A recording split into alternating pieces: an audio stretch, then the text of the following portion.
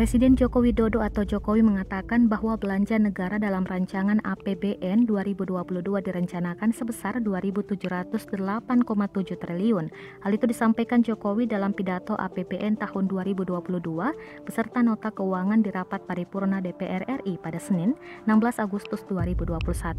Anggaran belanja negara tersebut meliputi anggaran kesehatan direncanakan sebesar 255,3 triliun atau 9,4% dari belanja negara. Sementara itu, anggaran perlindungan sosial dialokasikan sebesar 427,5 triliun. Anggaran tersebut untuk membantu masyarakat miskin dan rentan memenuhi kebutuhan dasarnya, dan dalam jangka panjang diharapkan akan mampu memotong rantai kemiskinan. Untuk peningkatan produktivitas dan kualitas SDM, disiapkan anggaran pendidikan sebesar 541,7 triliun. Jokowi mengatakan pembangunan SDM tetap menjadi agenda prioritas pemerintah.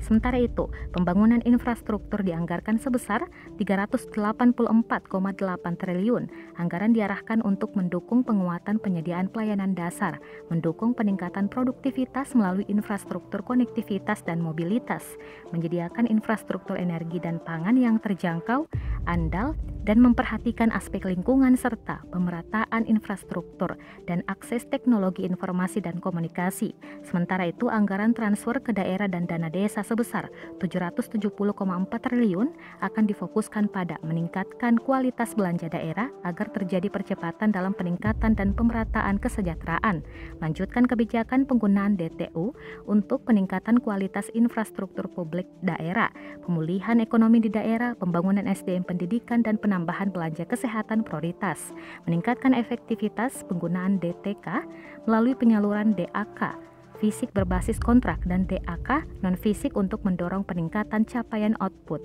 dan outcome serta mendukung perbaikan kualitas layanan.